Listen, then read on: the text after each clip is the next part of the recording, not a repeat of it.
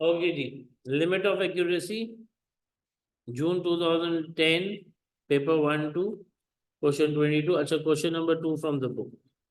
A box of has a volume of 2.5 metre cube. Please note करें, metre cube है। Metre cube का क्या मतलब हुआ कि आपके पास डिपेंड करता है कि हम किस में शिफ्ट कर रहे हैं। जैसे 1 metre is equal to 100 centimetre. 1 metre is equal to 100 centimetre. तो अगर हम इसको 1 मीटर क्यूब करते हैं तो इसका मतलब 100 का भी क्या हो जाएगा क्यूब। तो ये क्या हो जाएगा 1 2 3 4 5 6। कितने जीरो आ जाएंगे? 6 zero. A box of volume of express this volume in centimetre cube. बड़े से मीटर से छोटे पे जा रहा है। When you are going from metre to centimetre, बड़े बड़े यूनिट से आप किस पे जा रहे हो? You are going to smaller. From bigger to you are going to what? Smaller. So what you're going to do is you're going to multiply. So 2.5 multiply 1 2 3 4 5 6. So the end result of this will be 2 5 1 2 3 4 5 centimeter cube. This was part 1. Part B क्या कह रहा है जी? Part B important है। John has length of a string. A string is 4 meter long. ठीक है जी। String, considering string, string is your object. ठीक है, string is your object. Nearest to 10 centi. अब देखो ऊपर क्या था? मिलीमीटर। हमने जब ऊपर वाला क्वेश्चन 1 किया था तो उसमें नियरेस्ट टू मिलीमीटर था, तो हमने 1 ले लिया था। पर यहाँ पे क्वेश्चन में उसने नियरेस्ट टू 10 सेंटीमीटर बोल दिया। जब 10 सेंटीमीटर बोल दिया तो basically 10 divide by 2 becomes what? 5. 5 up and 5 down.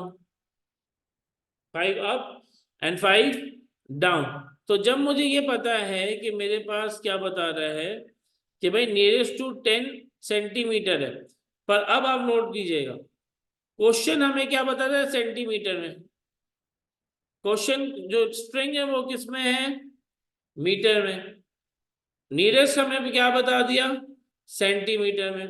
तो हम इस मीटर को सेंटीमीटर में चेंज कर सकते हैं। 4 multiply by 100 can also be what? 400 centimetre. अब देखो ये 400 सेंटीमीटर आ गया और यहाँ पे भी सेंटीमीटर में हो गया। That means both need to be in the centimetre. Right on the lower bound. Lower bound of the string give you answer in centimetre. अच्छा, मांगा भी सेंटीमीटर में, तो ये क्या हो जाएगा? 400 माइनस 5, तो ये क्या हो जाएगा? 395, क्योंकि लोअर बाउंड मांगा है। तो 400 is also in centimetre, 5 is also in centimetre. मांगा क्या? लोअर बाउंड, तो हम लोअर बाउंड माइनस कर देंगे। तो 395 becomes the answer of the lower bound of the string. Becomes the lower bound of the string. Part B 2 mark का है, technical होता है इसका। John cuts of 10 pieces of string. John cuts off 10 pieces of string. Each piece is 5 centimeter long. Each piece is 5 centimeter long. Nearest to a centimeter. Nearest to centimeter का मतलब क्या हुआ? 1 divide by 2, which means 0.5 up, 0.5 down. Find the minimum possible length of the string remaining, giving your answer in centimeter. Now, each piece is 5 centimeter long, correct to the nearest. Find the minimum possible length of the string remaining. Minimum possible length string तो मेरे पास कितनी थी? 400 थी, right? Originally कितनी थी? 400 थी। Minimum के लिए तो जाहिर सी बात है मैं स्ट्रिंग का भी मिनिमम वैल्यू लूंगा, और स्ट्रिंग की जो मिनिमम वैल्यू थी वो कितनी थी? 395। हमने पहले पार्ट में इसको निकाल लिया। स्ट्रिंग की मिनिमम हम निकालेंगे ताकि हमें कितनी मिनिमम बच गई है इन दी एंड वो हमें देखना पड़ेगा ना। तो बेसिकली जो स्ट्रिंग 400 था, हम इसमें से माइनस नहीं करेंगे, हम किस में से माइनस करेंगे? स्ट्रिंग के भी मिनिमम से माइनस करेंगे। ताकि मजीद मिनिमम आ जाए। 400 से करेंगे तो ऑटोमेटिकली 5 यूनिट ऊपर चला जाएगा। पर क्वेश्चन को देखें, अपर बाउंड लोअर बाउंड में यही टेक्निकल बात होती है कि क्वेश्चन ने बोला क्या है, क्वेश्चन ने बोला है कि भाई बिल्कुल मिनिमम बता दो, minimum of the string remaining. तो इसका मतलब मेन स्ट्रिंग की बात हो रही है। 400 हमने माइनस किया था 5, तो मेरे पास मिनिमम आ गया स्ट्रिंग का 3। इस 395 में से मुझे कितने पीस निकालने, 10 पीस निकालने। अच्छा, अगर मैं 10 पीस निकालता हूं, क्योंकि याद रखो स्ट्रिंग जो रिमेनिंग है वो क्या होनी चाहिए, मिनिमम होनी चाहिए। तो जो 10 पीस निकालूंगा वो क्या होने चाहिए, मैक्सिमम होने चाहिए। If I want the string to be remaining string to be minimum, so that means anything that I take out from that string should be maximum.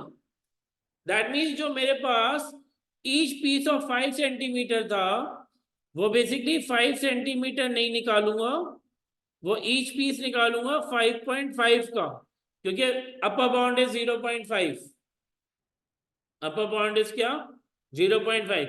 And जब मैं इसको मल्टीप्लाई बाय क्या कर दूंगा, 10 कर दूंगा, दैट मीन टोटल मिला के 55 सेंटीमीटर निकाला। अब देखो, जब मैंने कोई चीज निकाली मैक्सिमम, तो ऑटोमेटिकली जो रिमेनिंग होगा वो क्या होगा, मिनिमम होगा। तो बेसिकली जो स्ट्रिंग था वो पहले 400 था, मैंने क्या लिया, स्ट्रिंग का मिनिमम 395, और अब मैंने जो 10 पीस निकाले थे वो मैक्सिमम पे निकाले, तो मैक्सिमम कितना है 55। तो इसका मतलब टोटल मिनिमम आ जाएगा, टोटल मिनिमम कितना हो जाएगा 340 सेंटीमीटर, 340 सेंट। अब प्लीज इसको एक दफा दोबारा से रिकॉल करते हैं ताकि एक चीज समझ आ जाए ना। देखिए, सबसे पहले स्ट्रिंग था 4 मीटर, हमने चेंज किया किसमें, सेंटीमीटर में, तो 400 सेंटीमीटर हो गया। पहले बार में हमने स्ट्रिंग का मिनिमम निकाल लिया। दूसरे पार्ट में क्या कह रहा था, John cuts 10 pieces of the string, each pieces of 5 centimetre long, correct to the nearest centimetre. अब नियरेस्ट सेंटीमीटर का मतलब होता है 1, 1 डिवाइड बाई 2 किया तो अपर बाउंड 0.5, लोअर बाउंड 0.5।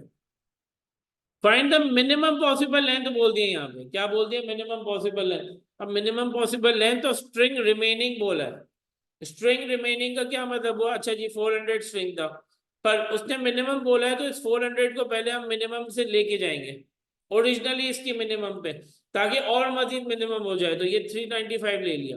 पर अब अगर मुझे मजीद मिनिमम, क्योंकि 10 पीस भी निकालने हैं और रिमेनिंग कितना करना है, मिनिमम करना है, तो 10 पीस को मैं मैक्सिमम निकालूंगा ना, ताकि मेरे पास जो बच जाए वो क्या बच जाए, मिनिमम बच जाए। तो मैं जब नजर आया 5 है और हमने निकाला था कि भाई नियरेस्ट टू क्या है 1 सेंटीमीटर है, तो अपर बाउंड इसका क्या आ जाएगा, 5 + 0.5 बिकम 5.5, ये रहा। इसको मल्टीप्लाई बाय 10 किया तो मैक्सिमम क्या निकलेगी 55। तो मैंने जब ये निकाल दिया मैक्सिमम इस मिनिमम से, तो मजीद मिनिमम आ जाएगा। तो दैट मीन 340 इज दी, अगर आप 400 से माइनस कर दे, 400 माइनस 55 करते, तो आंसर क्या आ जाता 345। तो ये तो मिनिमम नहीं हुआ ना, मिनिमम क्या हुआ 340। तो this was June 2010 paper 1-2, question number 22 and question number 2 from the book.